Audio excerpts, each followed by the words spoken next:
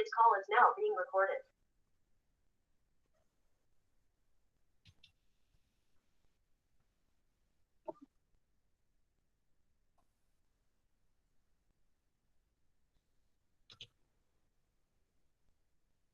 Oke, selamat pagi teman-teman semua. Pagi, Bu. Pagi, Bu. Pagi, Bu. Kita mulai kuliahnya ya. Oke, Bu. Ya, kita mulai kuliah sebentar aja biar kalian bisa punya waktu banyak buat praktikum. Kita lanjut ke trigger. Oh ya, untuk materi kelas A, saya lihat materinya merge. Kemudian nggak usah khawatir, merge itu adanya di SQL Server kalau nggak salah, di MySQL sepertinya nggak ada. Kemudian memang rencana awalnya katanya trigger. Jadi untuk tugas-tugas kelas A itu sebenarnya trigger juga. Jadi cuman ada kayak materi tambahan gitu. Jadi kita lanjut tetap trigger ya. Oke. Kita akan bahas trigger lagi. Cuman untuk trigger kali ini kita akan buat trigger yang kondisinya agak panjang seperti itu. Nah, sintaknya masih sama. Biasanya ditambahin delimiter ini untuk menunjukkan akhir trigger. Misalnya dalam trigger kalau kita punya begin end. Nah, n-nya ini akan diakhiri dengan delimiter apa gitu misalnya $2 kali. Kemudian delimiter titik koma ini untuk mengembalikan delimiter di SQL-nya sendiri supaya habis ini dipakai menjadi titik koma. Kalau lupa kadang harus di $$ lagi nanti. Seperti itu.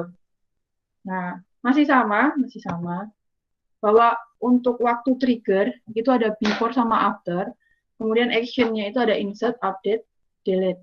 Nah, kemudian kalau kita gabungkan berarti ada 6 macam kombinasi yang bisa kita lakukan ke dalam suatu table. Mengingat kecuali versi yang baru ya, untuk versi yang lama cuma boleh ada satu perintah, misal before insert hanya boleh ada 1 kali, after insert sekali dan sebagainya. Berarti untuk versi Maria atau MySQL yang lama itu cuma harus maksimum ada 6 perintah yang bisa dilakukan ke dalam satu table seperti itu.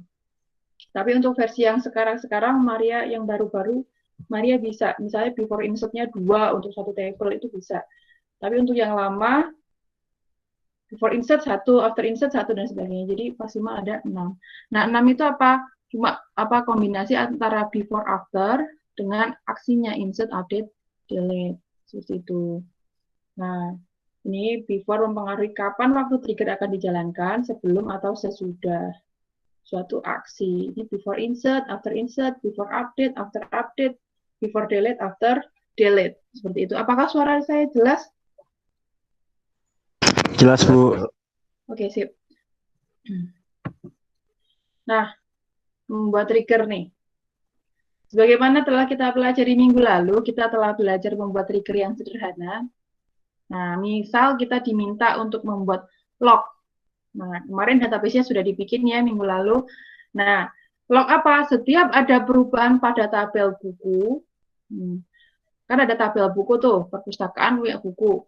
Nah, kemudian setiap ada perubahan di tabel buku, misalnya diupdate, untuk merecord semua aktivitas perubahan yang dilakukan. Misalnya, bukunya, tabel buku diapain nih? Ada yang entah nambah baru, entah ada yang mendelete, apakah ada yang mengupdate, misalnya jumlahnya, dan sebagainya. Nah, log ini sangat bermanfaat untuk menghindari hal-hal yang tidak diinginkan. Bisa juga menjadi bukti dan sebagainya. Berarti, misalnya tahu-tahu buku mention ini ada 30, kalau sekarang tinggal tinggal 10, berarti yang 20 kemana misalnya. Terus ini buku perasaan kemarin punya buku A, kok sekarang nggak ada dan sebagainya. Ternyata misalnya diumpetin atau seperti apa, apakah memang bukunya udah rusak atau seperti apa, kan bisa ketahuan dari log ketika di delete atau di update dan sebagainya dari suatu table. Makanya sebenarnya kalau modelnya transaksional ini sangat penting untuk membuat log seperti itu. Misalnya kita buat table log, create table log buku. Nah, ini ada ID log buku, auto increment aja supaya nggak repot. Kemudian di tabel buku itu isi kolomnya ada ID buku, ada judul, ada pengarang, ada penerbit, ada tahun terbit, ada nomor rak, ada jumlah buku. Seperti itu. Nah, misalnya kebayangkan kalau mau pindah rak dan sebagainya, dulu di mana, sekarang di mana misalnya. Ini disimpan di log ini akan menjadi penting. Nah, kemudian kita akan simpan perubahan semua yang dilakukan ke dalam tabel buku ini. Yang buku lama namanya ID-nya apa, yang buku baru ID-nya apa, judul lamanya apa, judul barunya apa, misalnya salah ngetik atau seperti apa. Ini sangat penting, pengarang lama, pengarang baru, dan sebagainya. Ini akan kita simpan. Namanya, misalnya kita kasih nama tabelnya log buku. Kemudian waktu perubahannya kapan. Bisa juga ini akan nanti, kalau kalian udah beneran ngerjain, bisa juga ditambahin usernya siapa, seperti itu. Boleh juga. Kan bukan nggak selalu PHP MyAdmin, bukan nggak selalu root kan. Kalau kita kan root kan berarti database admin. Kalau level pengguna kan nggak mengakses database adminnya, tapi hanya di level surface aplikasinya. Jadi apa namanya bisa juga disimpan ke sini siapa yang melakukan perubahan. Nah, kemudian kita akan membuat trigger. Triggernya apa? Misalnya untuk update. Jika tabel buku diupdate, lognya akan tersimpan di tabel log buku tadi di database perpustakaan. Nah, misalnya kita lakukan nih, buat triggernya namanya sebelum update buku. Nah, before update pada tabel buku on, buku untuk setiap barisnya. Nah, apa yang dilakukan? Kita kasih begin end karena ini statementnya sangat panjang. Kita kasih begin end. Nah, ini sebenarnya satu bisa ya. Kalau mau panjang banyak itu bisa boleh. Misal nggak cuma satu statement ini. Misalnya insert into log buku biasa set ID buku lama adalah old yang lama .id buku. Kalau yang di kiri ini adalah apa? Tabel yang ada di log buku. Yang di kanan ini old.id buku berarti ada di tabel buku. Maaf, ID buku lama, ID buku baru ini kan punyanya tabel log buku. Sementara ID buku, judul, pengarang ini adalah isi kolom di tabel buku. Nah, ini adalah old ID buku sebelum diupdate namanya apa, kemudian setelah diupdate namanya apa, dan seterusnya. Nah, ini akan menyimpan apa namanya perubahan. Nah, waktunya kapan? 0, saat itu di-update. Seperti itu. Nah, misalnya kita lakukan update buku, set jumlah buku sama dengan 15. Ketika yang untuk ID buku BU006, ini buku machine learning, Pak Suyanto awalnya 30, diupdate menjadi 15. Setelah diupdate menjadi 15, nah, tersimpan ke dalam log. Ini potongan log ya. Masih panjang sebenarnya. Jumlah buku lamanya 30, jumlah buku barunya adalah 15. Bahwa aksinya adalah update. Seperti itu. Waktunya kapan? Jam sekian. Nah, ini lupa enggak? Ini belum saya update nih. Ada aksi. Nah. Nah,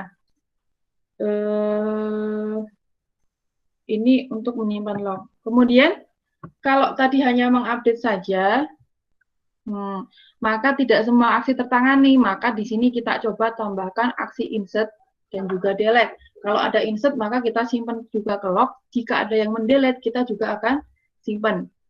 Nah, ini adalah create trigger untuk sebelum delete buku. Sebelum di-delete, saya buat triggernya. Seperti itu. Saya buat trigger supaya menyimpan ke dalam log buku. Saya tambahin aksi. Untuk yang update tadi saya lupa. Belum tambahin aksi. Apa namanya?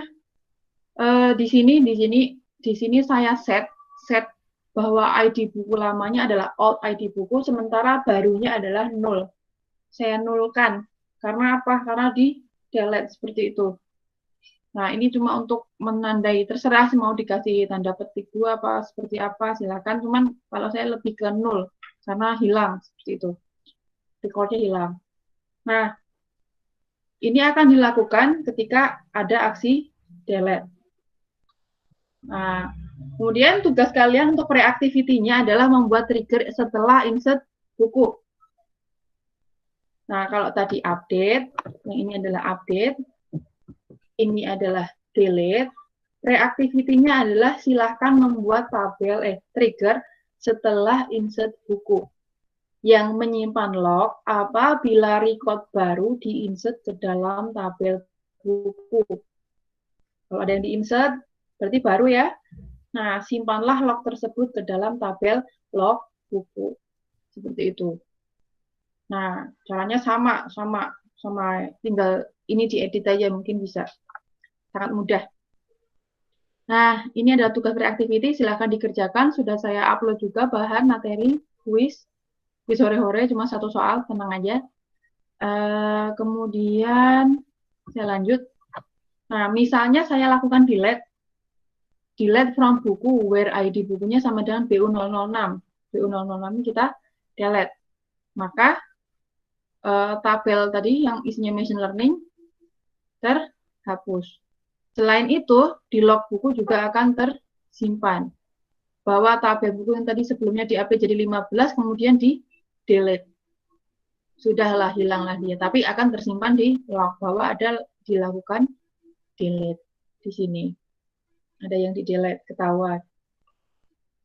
Kemudian, contoh lainnya, ingat ini sekedar contoh, sesimpel mungkin. Ini contoh ini tidak menggambarkan sistem yang sebenarnya ya. Hanyalah fiktif belaka, enggak. Sekedar contoh lah intinya. Nyari yang simpel. Misal diperlukan suatu tabel yang mencatat kondisi availabilitas. Available apa enggak? Ada apa enggak bukunya? Nah, berapa yang dipinjam, berapa yang ada di perpustakaan. Yang dikeluar berapa, yang ada berapa. Seperti itu. Nah, misalnya nih, dibutuhkan hal seperti ini. Nah, kita membuat tabel baru, bikin tabel baru namanya jumlah buku sekarang. Ini pengen tahu sebenarnya ada berapa sih bukunya yang ada sekarang, gitu. Yang akan menunjukkan kondisi buku saat ini.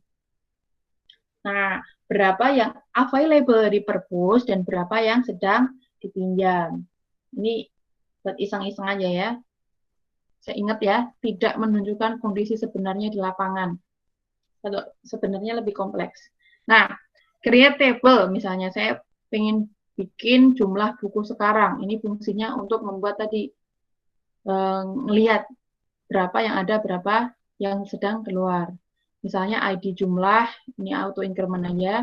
Kemudian ID bukunya apa, judul bukunya apa, jumlah buku yang masuk, yang ada di dalam perpus, sama jumlah buku keluar atau yang sedang dipinjam. Saya bikin default-nya adalah 0 dulu. Nah, kemudian untuk inisiasi sebelum ada transaksi pinjam-meminjam, sebelum ada yang pinjam nih, kita input buku masuk sesuai dengan jumlah buku yang ada di perpustakaan. Sekarang yang ada berapa nih sebelum ada yang minjem? Kita taruh dulu di jumlah buku masuk ke dalam tabel jumlah buku sekarang. Nah, misalnya insert into jumlah buku, ID buku, judul buku, sama jumlah buku masuk. Nah, yang dimasukkan apa? ID buku, judul, sama jumlah bukunya. Jumlah buku keluar tadi kita udah bikin default-nya adalah 0 dulu. Itu. Kita bikin 0. Nah, kemudian nanti bagaimana ketika ada yang minjem, nah, berarti kita mau men-trigger. Untuk mencatat buku keluar dan masuk, nah, misal kita buat trigger yang mencatat kondisi jumlah buku. Jika bukunya dipinjam, nih, masuk ke tabel pinjam nih, tabel pinjam. Ada yang minjem. Nah, tanggal pinjamnya terkonfirmasi. Nah, maka buku masuk akan berkurang dan buku keluarnya akan bertambah. misalnya algoritma dan pemrograman ini ada yang minjem 1, berharap di sini jadi buku masuknya ada 14, buku keluarnya menjadi 1, seperti itu. Nah, jika suatu buku dikembalikan, misalnya tanggal kembali ini diisi, diupdate, maka buku keluarnya berkurang dan buku masuknya bertambah. Harapannya misalnya algoritmanya dibalikin lagi, berarti yang di sini berkurang dari 1 menjadi 0, kemudian yang 14 menjadi 15, balik lagi seperti itu. Dan seterusnya. Itu yang diinginkan. Nah, kemudian bagaimana seharusnya mengatur waktu dan event trigger? Nah, apakah insert, update, delete, terus kondisinya kayak apa, where apa, dan sebagainya. Ini bisa kita pikirkan bersama-sama. Ini kreativitas saja ya. Ini kalau saya sih cuma iseng-iseng aja.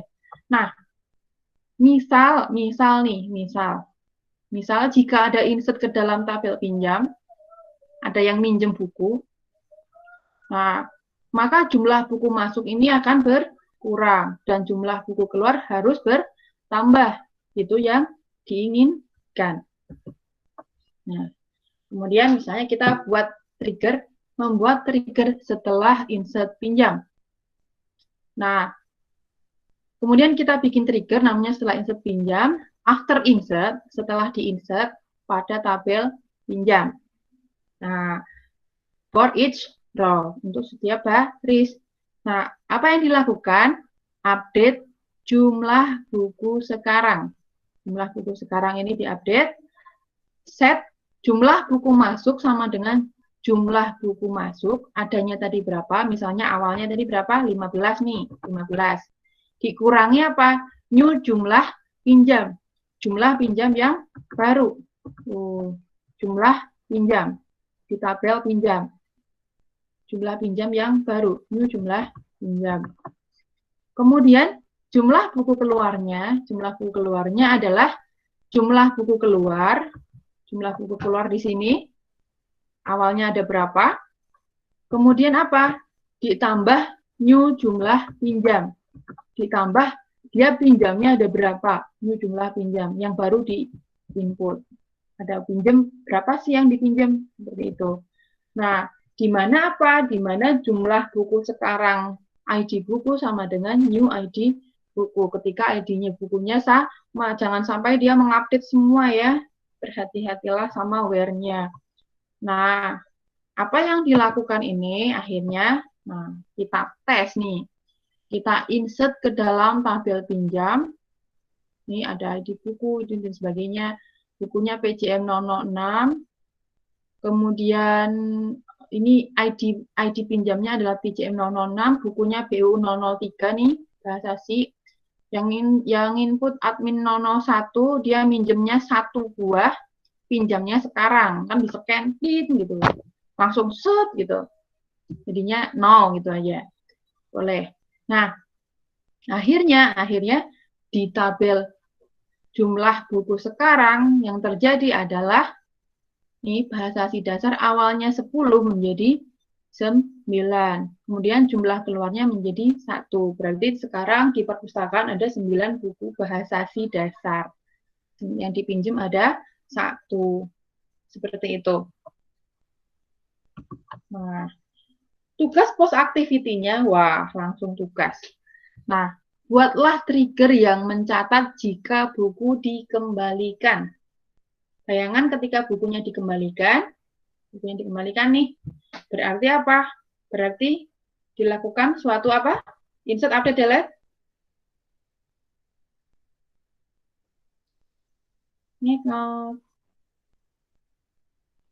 Halo?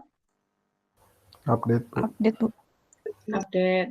Nah, berarti dilakukan suatu update.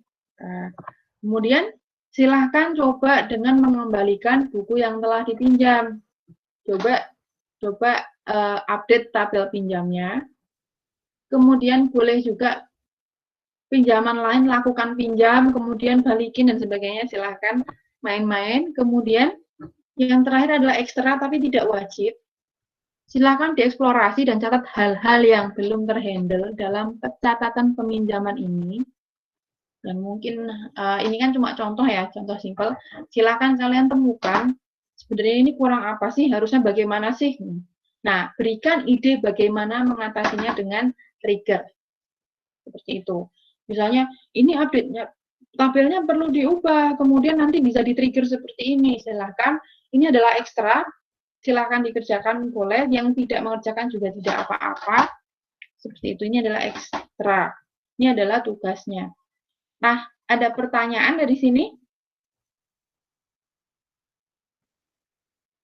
Ada pertanyaan? Nah, Bu, yang tadi itu yang delimiter sama ends-nya itu buat apa, Bu? Gimana? Iya, yang itu. Nah, iya, ketika statement-nya itu panjang, biasanya kita kasih bikin end. Seperti itu. Kita kasih bikin end. Misalnya, ya gampangnya ketika kamu cuma, misalnya if then else. If apa, maka apa, else apa. Kalau cuma satu, nggak perlu dikurung-kurung. Masih ingat nggak kalau bahasa pemrograman apa itu, aku lupa. Pakai kurung gitu. Ketika statement-nya ada banyak, harus dipakein kurung. Ya nggak? Iya, Bu. Nah, sama, ini prinsipnya sama. Ketika statement-nya panjang nih, maka harus pakai bikin end. Nah, delimiter ini fungsinya adalah untuk membedakan antara delimiter SQL-nya dengan trigger-nya ini aja, nih, bikin end. Seperti itu, bahwa ini end berakhir, delimiternya adalah SS. Ini mengakhiri. Kalau ini titik koma gitu kan, biasanya. Nah, ini biasanya kalau bisa banyak,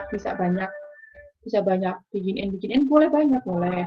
Nah, apa namanya, ini untuk membedakan. Nanti tapi jangan lupa dibalikin lagi delimiternya titik koma supaya nanti prosesingnya kamu berikutnya main SQL nanti terlanjur pakai SS. Berarti nggak mau jalan, berarti kamu salah delimiter. Hati-hati. Ketika kamu ngasih ini, delimiter dolar-dolar 2, lupa nggak kamu kembalikan kalau delimiter atau akhirannya adalah titik koma, nanti selanjutnya, statement selanjutnya kamu harus pakai dolar. Makanya jangan lupa dibalikin delimiternya menjadi titik koma. Hanya itu aja sih sebenarnya. Seperti itu. Ini supaya ketahuan aja bahwa trigger ini berakhirnya sampai sini. Jadi statement SQL-nya, ini kan untuk statement SQL nih, titik koma. Tapi untuk triggernya buat membedakan aja gitu. Nanti bisa dieksplorasi sendiri. Ini ada yang kompleks banget. Ini contoh-contoh ini sederhana sekali sebenarnya. Buat saya masih sederhana. Yang panjang itu banyak banget. Panjang sampai banyak. Gitu. Ada lagi? Apakah sudah jelas? Maaf, Pak. Sebelum diakhiri delimiter lagi itu harus ada ends-nya, ada end-nya ya, Bu? Kan ada bikin N. Ada bikinnya nih. Oh, iya. Ada bikin. Itu tadi kalau kita if then else kan biasanya pakai kurung, karena kalau di sini kita pakainya bikin N. Itu aja sih bedanya. Oke. Ya. Kalau nggak pakai delimiter bisa nggak, Bu? Coba saja. Apa itu Coba mau saja. buat bedain bikinnya SQL, yang bikin SQL itu kan ada juga ya komen bikin SQL. Tapi yang harus diakhiri dengan NSQL juga. Apa itu mau buat bedain itu tuh gimana, Bu? Biar nggak sintaksnya biar nggak salah gitu. Iya. Makanya kamu perhatikan di sini ada titik koma juga kan? Iya. Iya, seperti itu. Oh, Nah, nanti kalau kamu penasaran boleh coba-coba. Jalan kok. Nah, gitu. Jadi paling enak mengingat itu karena pengalaman seperti itu. Jadi ingat. Kalau dulu saya ingat banget, kalau saya zaman dulu ya, nggak tahu kalau zaman sekarang udah diupdate lagi bahasanya ya.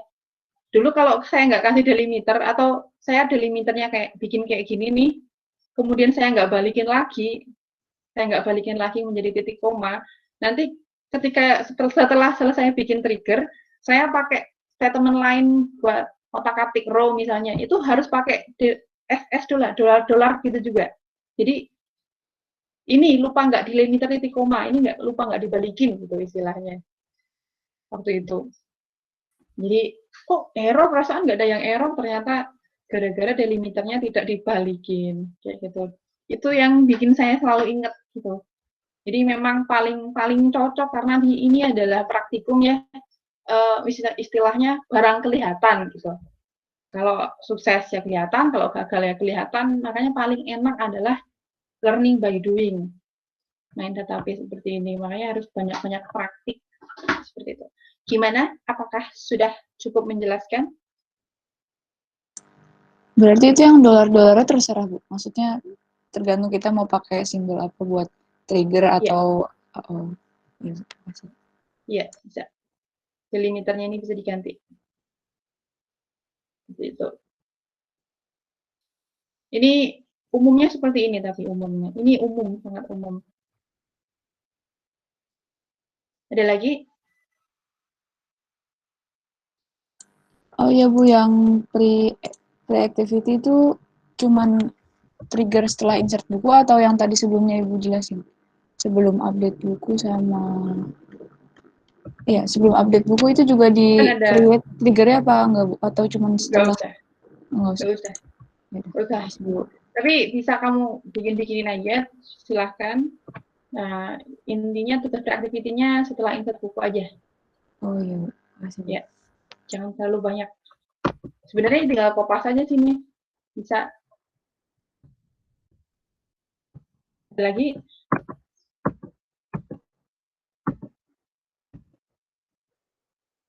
Ada lagi? Tidak ada? Tidak, Bu. Oke.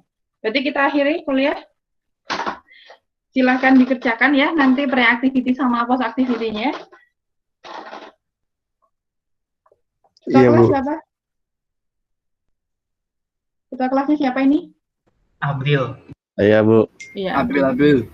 Oke, April. Oke. Nggak ada lagi pertanyaan. Kalau tidak ada lagi, saya akhiri perkuliahan yang tatap muka, tapi jangan lupa bahwa aktivitas kalian lebih banyak karena ini praktikum. Jadi silahkan dikerjakan, meskipun deadline-nya masih lama, saya harap waktu yang tersisa akan kamu gunakan untuk ya ngerjain pre-nya dulu juga lumayan lah, atau dapat posnya syukur-syukur selesai. Jadi kamu nggak punya beban berlebihan untuk minggu berikut-berikutnya. Jadi selesai di jam ini juga harapan saya. Nah, saya akhiri kuliah hari ini. Semoga bermanfaat. Sekian. Selamat pagi. Assalamualaikum warahmatullahi wabarakatuh. Waalaikumsalam. Waalaikumsalam warahmatullahi wabarakatuh. Terima kasih Bu Nurul. Ya, Makasih, Bu. sama-sama. Terima kasih, Bu. Lupa foto, Masya Allah. Bentar. Yang belum keluar nggak apa-apa. Yang sudah terlanjur keluar, ya sudah nggak apa-apa. Bentar. Stop presenting dulu. Oke. On cam, Bu. Boleh on cam. Ini maksimum 49. Yang sudah keluar nggak apa-apa. Ini cuma buat dokumentasi. Wah, langsung dandan. Iya, udah cakep, cantik, tenang. Oke, saya screenshot. 1, 2, 3 screenshot. Copy. Dan paste. 1 kali lagi. 1, 2, 3. Sebentar. Ini belum muncul. 1, 2, 3. Print screen. Ya, Mbak lagi benerin jilbab deh. Bentar, satu lagi deh kalau gitu. Mbak Aceng lagi benerin jilbab tadi. Saya ulang lagi. 1, 2, 3. Sudah. Terima kasih banyak teman-teman. Silahkan live. Dadah. Terima kasih, Bu. Terima kasih Bu. Ya, Terima kasih, Bu. sama-sama. Terima kasih, Bu. Sama-sama.